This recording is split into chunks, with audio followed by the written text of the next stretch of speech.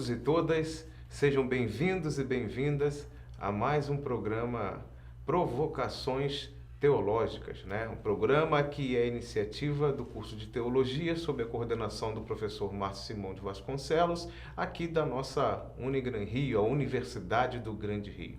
Hoje eu tenho o prazer de ter ao meu lado o professor Marcos Porto, né? E nós trataremos a respeito de alguns assuntos muito interessantes que fazem parte, inclusive, da pesquisa do professor Marcos dentro da própria Universidade da Unigran Rio. Vou passar aqui rapidamente o currículo do professor Marcos, do nosso convidado, para que vocês tenham uma noção do perfil intelectual do nosso convidado de hoje. Então, o professor Marcos Porto Freitas da Rocha é doutorando e mestre em Humanidades, Culturas e Artes, né, pelo programa, como eu disse aqui, de pós-graduação da Unigran Rio, que pesquisa, né, trabalha com intolerância e discriminação religiosa no ambiente escolar, com ênfase na história da laicização do ensino religioso no Brasil. O professor Marcos também é especialista em gestão da Universidade Pública Federal, pela Universidade Federal do Rio de Janeiro, a UFRJ, e em Ciências da Religião pela Faculdade São Bento do Rio de Janeiro. Possui bacharelado em Teologia pelo Instituto Metodista Bennett e graduação em Teologia pelo Seminário Teológico Batista do Sul do Brasil. Professor do curso de bacharelado em Teologia aqui na Unigran Rio, o professor Marcos trabalha conosco. Também é assistente em administração, atuando na Biblioteca da Universidade Federal do Rio de Janeiro. Campus Duque de Caxias, professor Geraldo Cidade. Tem experiência na área de administração, com ênfase em administração pública, atuando principalmente nos seguintes temas: recursos humanos e questões correlatas, teologia sistemática, religiosidade, intolerâncias e discriminações. Professor no programa de multiplicadores em gestão de pessoas, da CEGEP-MPOG. Professor, muito obrigado por ter aceitado o nosso convite. Seja bem-vindo ao nosso Provocações Teológicas. E o tema de hoje está relacionado, então, como eu disse, à pesquisa do professor Marcos. É algo que ele já vem trabalhando na vida dele há alguns anos. E o tema de hoje é Educação, Direitos Humanos e Ensino Religioso. Então, professor Marcos, o que vem a ser a educação e qual a sua relação com os direitos humanos, né? Um tema tão importante para a nossa política econômica e social nesse momento do contexto que nós vivemos hoje no Brasil. Antes de mais nada, quero agradecer o convite e dizer que para mim é muito importante participar desse evento com vocês e é um prazer estar aqui na presença de todos e todas para poder compartilhar um pouco do que a gente tem estudado. Dizer que educação é um conceito muito simples seria uma maneira muito comum de abordar a educação aqui. Para algumas pessoas, a educação é o simples ato de educar ou de instruir. Outras definições seriam uma atitude de polidez ou disciplinamento. No entanto, outros vão trazer o seguinte conceito: a educação é o meio em que os hábitos, costumes e valores de uma comunidade são transferidos de uma geração para a geração seguinte. René Hubert afirma que educação é o conjunto de ações e influências exercidas voluntariamente por um ser humano em outro, normalmente de um adulto em um jovem. E essas ações pretendem alcançar um determinado propósito no indivíduo, para que ele possa desempenhar alguma função nos contextos sociais, econômicos, culturais e políticos de uma sociedade. Numa definição formal, educação é todo o processo contínuo de formação e ensino-aprendizagem que integra currículos de espaços de aprendizagem públicos e privados. Mas Paulo Freire traz uma definição muito própria. Educação é o processo constante de criação do conhecimento e de busca da transformação, reinvenção da realidade pela ação e reflexão humana. Na sua teoria Educação Problematizadora, ele afirma que a reflexão e a crítica são as bases da verdadeira educação. Pensando nesse contexto de Paulo Freire, né, da importância desse educador, a pedagogia dele, né, professor Marcos, sempre foi uma pedagogia participativa, no sentido que ela era política, né? Eu acho que Freire até sofre demais uma desconstrução por muitas pessoas que não conhecem a sua obra, nem conhecem o seu trabalho, né? Eu acho que é importante a gente falar de Paulo Freire nesse momento, já que o professor citou. Então, a recomendação para que as pessoas tenham mais acesso à obra de Freire, né? Que era um educador muito voltado para as classes mais baixas, né? Para as classes mais... voltado mais para os pobres, né? Procurando conscientizá-los para que pudessem transformar, como o professor acabou de ler, a sua própria realidade. Então, professor, ainda há uma continuidade, já que a gente definiu essa questão da educação, né? O professor usou aí, citou dois grandes intelectuais, e essa relação aí com os direitos humanos? Como é que a gente pensa em educação e direitos humanos? Mantendo esse viés de argumentação sobre educação é algo que se relaciona diretamente com a moral humana. Uma educação que não tenha um sentido moral, ou seja, um sentido de transformação da sociedade ou do ambiente em prol do bem-estar ou do bom convívio com todas as pessoas, seria meramente instrução. Instrução, ele é um ato, um aprendizado direcionado para uma ação. Por exemplo, eu posso instruir-me na fabricação de uma bomba. Okay. Mas em que isso vai trazer de benefício para a sociedade? Agora, educar-se seria um ato direcionado com um viés de transformação de mundo. Algo que eu prefiro crer que seja uma transformação para melhor. Por exemplo, é preferível, ao invés de instruir-se para fabricar uma bomba, educar-se para o diálogo, para a resolução pacífica de conflitos, para a instrução dialética, para o conhecimento de discurso, para uma educação que torne o mundo melhor e não que torne o mundo mais agressivo. É por isso, né, professor, que a educação, pensando nesse contexto das ciências humanas, ela envolve tudo aquilo que a gente pensa sobre filosofia, antropologia, sociologia, né? Então, e lembra também, né, claro que o professor conhece bem, a crítica que Freire fazia em relação àquela educação, àquela pedagogia bancária. Educação bancária. Que é justamente essa que o professor acabou de falar. Exatamente. Né? Qual o fim desse processo, né? Você entende isso? Você entende esse conceito ético, já que o professor falou, eu fabrico uma bomba, mas dentro do contexto do mercado, isso me atinge eticamente? É a educação que vai nos fornecer esse tipo de pensamento, olha, a finalidade do seu produto. É o grande diferencial do resultado da instrução. O resultado da instrução é conhecimento. O resultado da educação também é conhecimento. Só que para que serve esse conhecimento? Já que você trouxe em voga esse tipo de análise, por exemplo, um exemplo de instrução bancária seria um professor de matemática que ensina porcentagem aos seus alunos. Okay. Ele vai dizer aos seus alunos o seguinte, olha, o todo corresponde a 100%. Então, quando eu quiser falar sobre parte de um todo, eu vou falar sobre as partes percentuais desse todo. Por exemplo, a metade desse todo é 50%, porque a metade de 100 é 50%. A educação vai abordar de modo diferente. Olha, perceba bem o exemplo. Quando eu apresento para as pessoas um grupo de 20 alunos, por exemplo, que eu tenho 100 chocolates para distribuir para esses 20 alunos, para que eles consumam ao longo de uma semana. Eu daria 5 chocolates para cada aluno e cada um teria, em um dia útil, um chocolate para comer.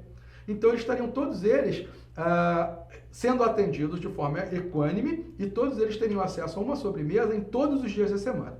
Mas, se aquele que detém isso estabelece que 30% disso seja contingenciado para uma pessoa fazer uso conforme ela quiser, eu só terei 70 chocolates para dividir pelo mesmo grupo de alunos, o que tornaria somente 3,5 chocolates possíveis a cada aluno para passar uma semana.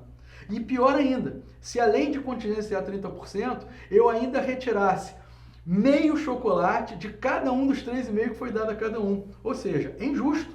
Sim, exatamente. Porque um deles vai ter 30 chocolates e mais tudo que ele ainda tirou a mais dos outros, enquanto os outros no máximo teriam 3. É um bom exemplo disso. É um excelente exemplo. E a gente percebe que essas são as questões que depois a gente vai trazendo para uma outra realidade. Exatamente. Quer dizer, um exemplo simples de chocolate, de uma coisa deliciosa, mas que é preciso, até mesmo nesse processo educativo, não ficar envolvido com a questão gastronômica, que os chocolates são deliciosos, mas pensar nessa questão da divisão. E a palavra que o professor usou foi perfeita, né? Injustiça, né? Então, assim, quando a gente lembra daqueles educadores, quando a gente lembra de Freire, a gente observa que é muito mais também uma luta pela justiça, pela igualdade, para que todos tenham acesso, né? O chocolate é direito de todos, seria isso. A educação é o direito de todos. Exatamente. Quando você tira a palavra chocolate e coloca a própria educação ou o acesso a uma educação pública de qualidade, gratuita para as pessoas, você percebe a real intenção. Ao invés de eu distribuir educação pública gratuita e de qualidade para todas as pessoas, eu vou remanejar aquilo que seria destinado à educação para fazer o que eu quiser com isso, sabe Deus o quê? Sim. Por exemplo, a instrução, ela tem como resultado o incremento do conhecimento daquele que foi instruído. Isso não necessariamente vai trazer um benefício real para essa pessoa ou para a sociedade, mas a educação traz um benefício específico para todas as pessoas, porque ele aprende que ele vai poder promover algo melhor, ele cria consciência de coletividade, ele cria consciência de vida comum, bem-estar para o todo, reconhecimento da pluralidade e respeito à diversidade inerente a toda a raça humana e a beleza da multiplicidade que vem com isso. Ok. Vamos ao nosso primeiro intervalo e já retornamos aqui com esse ótimo papo com o professor Marcos Porto a respeito de educação, direitos humanos, intolerância religiosa. Ok? Voltamos já.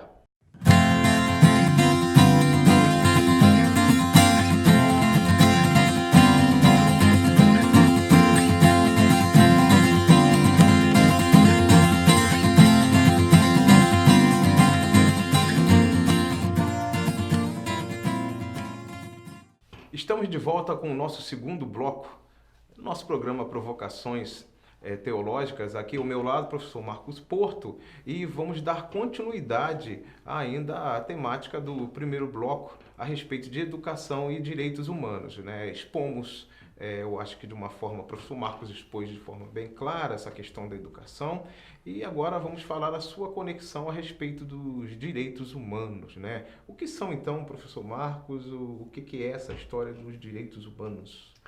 O que ocorre? Direitos humanos e educação estão intimamente relacionados, porque ambos têm o mesmo objetivo comum. Qual é?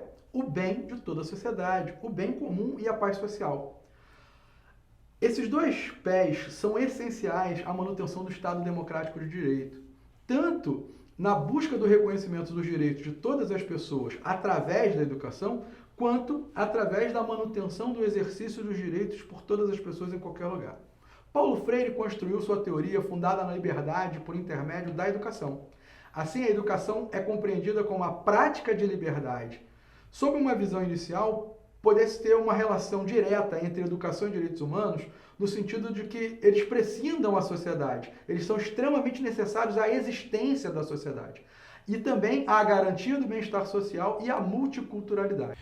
Então, professor, a gente tem uma noção, como a gente tem debatido aí desde o primeiro bloco, que a educação, certo tipo de educação, essa que a gente está debatendo, ela é fundamental para a transformação do indivíduo e, consequentemente, da sociedade. Sim. Porque quando se fala também de direitos humanos, as pessoas acreditam que há uma divisão da sociedade enquanto ela é para todos, por isso que é direitos humanos. Mas hoje parece que tem uma tendência muito maior a compreender, certa parte da população compreende que direitos humanos é só para atender uma determinada parcela da população, enquanto não é isso, né? E a própria promulgação dos direitos humanos, né? A questão da declaração, obrigado, professor, ela vem no contexto de Segunda Guerra Mundial, de pós-guerra, né? 1948. Exatamente, até mesmo o ano da criação do Estado de Israel. Então, assim, na verdade, ela acontece nesse pós-guerra, mas para contemplar a toda a humanidade, até mesmo para... Exatamente. Perceba bem, é uma falácia dizer que direitos humanos é para apenas uma parcela, independente de qual parcela é essa.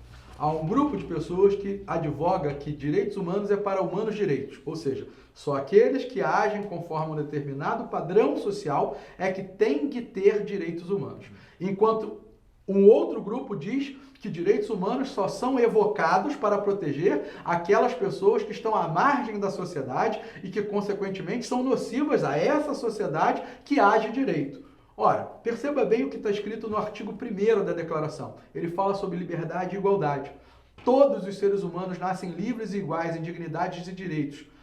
São dotados de razão e consciência e devem agir em relação uns aos outros com um espírito de fraternidade. Todos somos irmãos. Todos devemos nos respeitar igualmente. Os direitos humanos não são com um pai ou uma mãe que trata diferenciadamente um filho mais velho e um filho mais novo. Exato. Todos são iguais e todos aqueles que se sentirem atingidos ou cujos direitos foram infringidos têm sim a possibilidade de evocar os direitos humanos para se proteger. No artigo 2º ele fala sobre pluralidade. Todo ser humano tem capacidade para gozar os direitos e as liberdades estabelecidas nessa declaração, sem distinção de qualquer espécie, seja raça, cor, sexo, idioma, religião, opinião política ou outra natureza, origem nacional ou social, riqueza, nascimento ou qualquer outra condição. E também não tem que ser feito nenhuma distinção fundada na condição política, jurídica ou internacional de país ou território a que pertença uma pessoa, quer se trate de um território independente, sob tutela, sem governo próprio ou sujeito a qualquer limitação de soberania. A gente observa o seguinte, né, professor Marcos? É uma declaração que deve ser, então, consultada, ela está disponível na internet. Eu acho que todo aluno, toda aluna, todos aqueles que nos assistem devem ler essa declaração e tem algo muito interessante, a importância da gente observar que ela nasce logo no pós-guerra. Então, todos os seus artigos estão voltados para todos aqueles horrores, aquelas desgraças que aconteceram por um único maníaco que desejava controlar todo mundo. Então, quando o professor diz a respeito de questões de cor, sexo e que envolve essa pluralidade cultural, isso já vem desde o contexto, então, da Segunda Guerra Mundial, porque parece que a Declaração dos Direitos Humanos para os desavisados é algo de agora, né? Ela, vamos dizer assim, ressurge, né, professor? Porque o nosso contexto global, hoje, ele nos ameaça muito, né? Não só na condição da América Latina, mas eu acho que é na condição de todo mundo, né? O retorno do grande preconceito, o retorno da perseguição às minorias. Então, por isso que se fala tanto dela novamente, e para rememorar que foi isso justamente que aconteceu, um dos problemas centrais dentro da Segunda Guerra Mundial, a perseguição a essas minorias. Sim, perceba bem. Muitas das vezes as pessoas utilizam títulos como definidores. E não necessariamente o são. Por exemplo, toda perseguição perpetrada contra judeus, ciganos, homossexuais, negros e algumas categorias de pessoas estrangeiras, perpetrada não apenas pelo Terceiro Reich, mas também por outras sociedades de outros povos vizinhos. Por exemplo, Stalin realizou esse tipo de perseguição, consigo. Mussolini também realizou de outra forma. Todas essas perseguições foram perpetradas, no caso específico da Alemanha, por um partido que tinha como título socialismo. E não era um socialismo como é o socialismo. Não é porque há um nome socialista que necessariamente esse partido seja de esquerda ou de direita. No caso específico da Alemanha, era um partido de direita, não era um partido de esquerda. Mas a gente não está falando de política, nós estamos falando de educação e direitos humanos. Voltando a falar sobre a declaração, ela estabelece no artigo 3º que todo ser humano tem direito à vida, liberdade e segurança pessoal. Em relação ao matrimônio, que é algo crasso para quem é religioso, ele fala sobre matrimônio e família.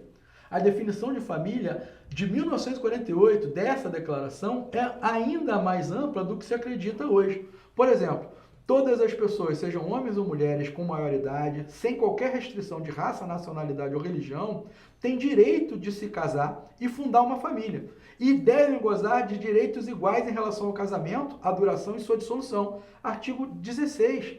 No segundo tópico do artigo 16, o casamento só vai ser válido se ele for celebrado por pessoas que tenham consentido participar desse matrimônio. Exatamente. Por exemplo, obrigar uma pessoa a casar é totalmente contrário. Hoje em dia nós vemos, por questões religiosas, pessoas sendo obrigadas a contrair matrimônio porque, por exemplo, tiveram condição carnal ou realizaram prática sexual. Ainda em 2019, pessoas sendo obrigadas a casar porque eles quebraram o ideal religioso. Não é assim que funciona.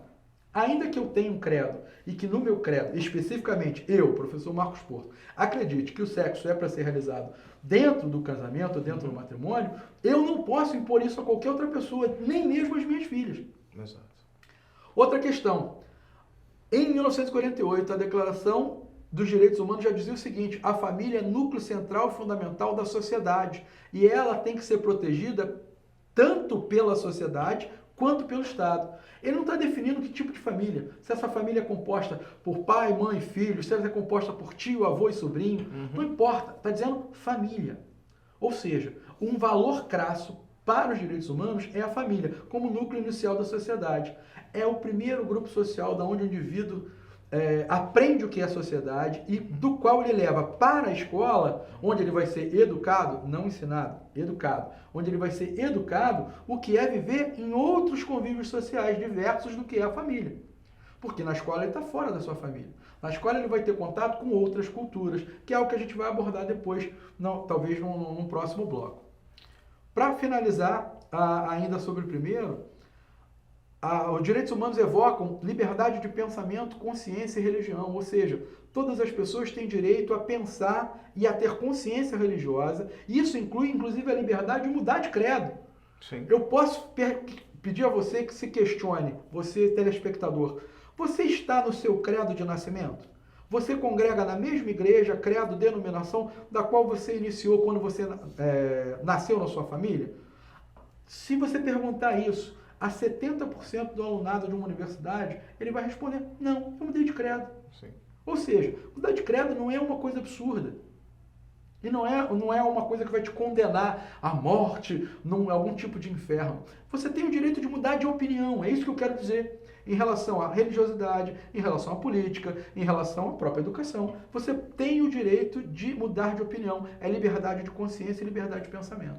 Quer dizer, a questão é saber, então, pessoal, conviver com o diferente, conviver com a pluralidade de pensamentos, né? Seja na questão da educação ou como nós abordamos aí nos direitos humanos. Vamos a mais um intervalo e retornamos com o nosso último bloco do nosso programa Provocações Teológicas com o nosso querido professor Marcos Porto.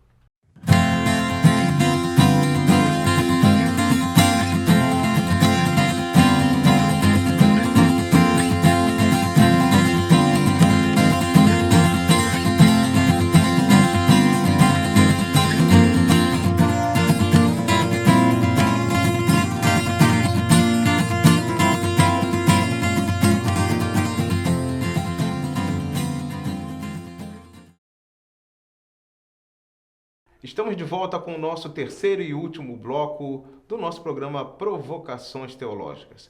Por falar nisso, o nosso e-mail é provocaçõesteológicas@gmail.com. Mande-nos a nossa opinião, as suas críticas, para que possa contribuir, né, pensando também em outras temáticas que talvez os alunos, as alunas, os nossos ouvintes tenham interesse que nós tratemos aqui, trazendo outros convidados. Bem, nesse bom bate-papo de hoje, estamos falando sobre educação e direitos humanos, né? Nesse último bloco, então, a questão que é passada para o professor Marcos é a respeito das religiões, a questão da tolerância e da intolerância frente à conquista dos direitos humanos no mundo. Vocês observam, então, que os direitos humanos estão permeando toda essa questão. E, por fim, para a gente pensar nessa questão do papel também da contribuição das religiões nesse contexto global, ou, numa palavra de Edgar Morin, no contexto planetário, né? Professor Marcos, por favor.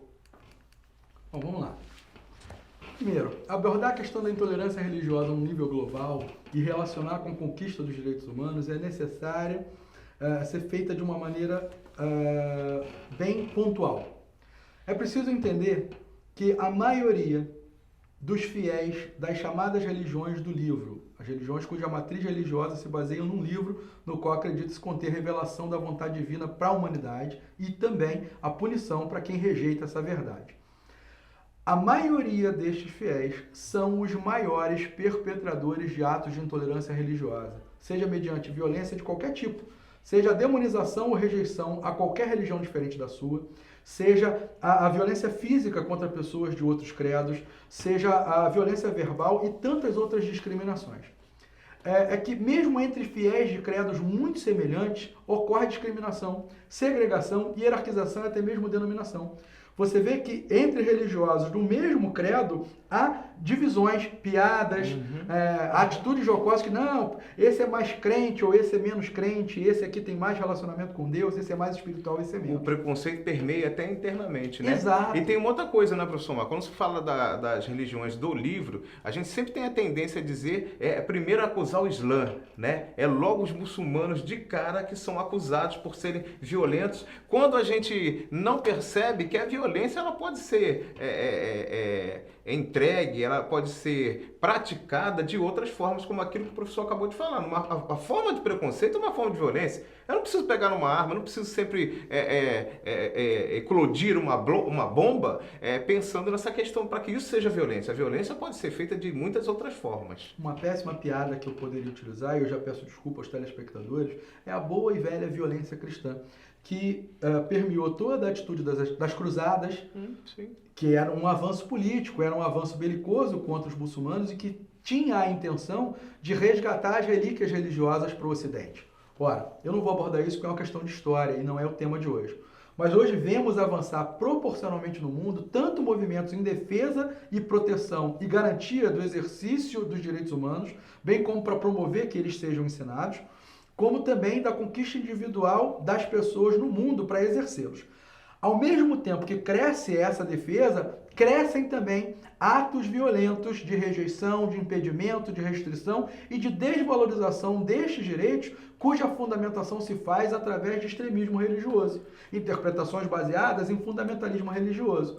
Ao mesmo tempo em que o fundamentalista religioso islâmico explode uma bomba em uma capela, também um fundamentalista religioso cristão assassina diversos muçulmanos na Austrália. Exatamente. É terrível considerar isso, porque nós ficamos no meio de um jogo belicoso, quando na verdade estas religiões apregoam em seu cerne e no seu livro de fé que o amor é o seu principal bem. Mas a realidade prática daqueles que são fundamentalistas e extremistas é o contrário desse amor e sim o ódio. Nós vemos também o crescimento da utilização da religião como uma ferramenta de opressão, de dominação e de justificação de atrocidades contra indivíduos e grupos, onde o meu credo é razão para eu te oprimir, ou para te submeter ao que eu acredito. Existem países em que professar uma religião diferente da religião oficial do Estado é passível de pena de morte. É interessante. Uma coisa para a gente abordar aqui ainda rapidamente, professor, que faltou talvez essa pergunta, né? Então, em termos de intolerância, que a gente está falando das grandes religiões pertencentes aí, então ao livro, à Bíblia, né? De forma geral, Bíblia, ao Corão, elas desconhecem a questão dos direitos humanos e me parece também que os direitos humanos estão bem próximos da vida de Jesus de Nazaré, né? Então, assim, me parece que dá para fazer até um paralelo. Quanto mais desconhecido dos direitos humanos, eu também me afasto das questões de Cristo quando eu leio, quando eu vejo a sua atitude de vida dentro dos evangelhos, né? Então, essas religiões estão, quando elas são extremamente fundamentalistas, né? Não dá para generalizar, né, professor? Partes dessas religiões são fundamentalistas e outras são muito boas. Me parece, então, que esse extremismo é muito voltado para as questões ideológicas, né? Sim. O que ocorre? Muitas das vezes, um fiel fundamentalista tem uma visão, uma leitura que foge à realidade do livro. Ao invés de ele ler o livro e enxergar todas as propostas de direito contidas nesse livro como um bem para todas as pessoas, ele lê este livro e considera essas propostas como um bem somente para aqueles que professam o mesmo credo. Exato. Mas eu gostaria de fazer uma provocação. Como eu trabalho com ensino religioso há alguns anos e pesquiso o ensino religioso no Brasil, qual o papel, então, que o ensino religioso podia trazer para esse tipo de debate hoje, no âmbito nacional?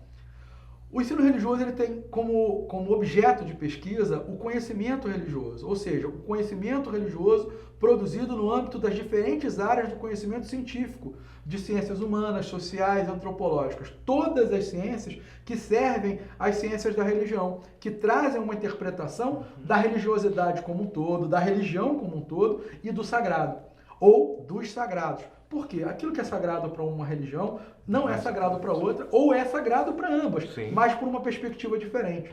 Logo, o ensino religioso, cabe a ele o ensino religioso escolar, laico e conforme está preconizado na Base Nacional Comum Curricular. Ele trata de conhecimentos religiosos a partir de pressupostos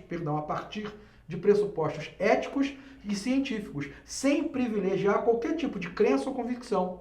Isso implica abordar esses conhecimentos com base na diversidade cultural e diversidade de tradições religiosas, sem desconsiderar para isso as filosofias seculares de vida. Além disso, é construir por meio do estudo e do conhecimento dessas diversidades religiosas e filosóficas atitude de reconhecimento e respeito às alteridades, ou seja, à diferença. Aquilo que é interessante e importante no outro e que eu preciso reconhecer que não me agride necessariamente. Só porque ele pensa diferente, ele necessariamente é um inimigo? Não, ele tem um pensamento diverso, mas ele tem todo o direito de discordar de mim. Por quê? Porque se eu prescindo de que quem pensa diferente de mim não tem o direito de pensar, eu estou dando a oportunidade dele pensar da mesma forma. Sim. E aí eu me torno alvo do meu próprio ódio. Exato. Eu me torno alvo da minha própria violência. Sim. A escola é um espaço de aprendizagens e experiências pedagógicas e trocas e diálogos permanentes. Se eu consigo fazer isso no âmbito da geografia, da história, da biologia, por que não fazer no âmbito da religiosidade? Por que não fazer no âmbito das diferenças de religião? A BNCC, então, traz um marco normativo para o ensino religioso. Ela traz 4 objetivos. Proporcionar a aprendizagem de conhecimentos religiosos, culturais e estéticos a partir das manifestações religiosas percebidas na realidade daquele educando. Dentro do seu contexto. Dentro do contexto escolar, de cada escola em separado. Se eu tenho aluno muçulmano, católico, protestante, eu vou trazer a realidade deles. E propiciar conhecimento sobre direito à liberdade de consciência, aos direitos humanos aí, liberdade de crença, no constante ao propósito de promover direitos humanos. Olha aí. Desenvolver competências e habilidades que contribuam para um diálogo entre perspectivas religiosas e seculares, permitindo o exercício do respeito à liberdade de concepções e pluralismo de ideias, de acordo com o que está preconizado na Constituição Federal. Tudo isso é perfeitamente legal. Contribuir para que os educandos construam os seus sentidos pessoais de vida a partir de valores que eles já trazem da sua própria família. E que eles vão identificar como comuns nas outras pessoas. E não só valores, princípios éticos e princípios de cidadania. Para isso, o ensino religioso, conforme definido na lei, estabelece 6 competências específicas, sendo elas: conhecer os aspectos estruturantes das diferentes tradições e movimentos religiosos e filosofias de vida a partir de pressupostos científicos, filosóficos, estéticos e éticos. Compreender, valorizar e respeitar as manifestações religiosas e filosofias de vida, suas experiências e saberes em diferentes tempos, espaços e territórios. Reconhecer e cuidar de si, do outro, da coletividade e da natureza enquanto expressão de valor da vida. Conviver com a diversidade de crenças, pensamentos, convicções e modos de ser e viver. Só faltam 2 para acabar. Analisar as relações entre as tradições religiosas e os campos de cultura, da política, da economia, da saúde, da ciência, da tecnologia e do meio ambiente. E, por fim, debater, problematizar, posicionar-se frente aos discursos e práticas de intolerância, discriminação e violência de cunho religioso, de modo que se assegure os direitos humanos no constante exercício de cidadania e da cultura de paz. Tem ou não tem? Ensino religioso a ver com educação pública não catequizante, não protestantizante, não umbandizante, não qualquer religião que seja, e os direitos humanos. Verdade. Bem, infelizmente o nosso tempo terminou e escreva-nos, né? É um assunto tão rico e eu espero que o professor Marcos Porto apareça aqui por mais vezes para que a gente possa discutir essas relações que envolvem a sua pesquisa dentro do campo da educação, nessa pluralidade, nessa diversidade de outros temas que nós podemos relacionar com a educação. Então não esqueça de nos escrever, mande o seu e-mail, as suas críticas e o professor Marcos retornará brevemente conosco. Um abraço a todos e todas. Professor, muito obrigado pela sua presença. Foi muito bom. Muito obrigado.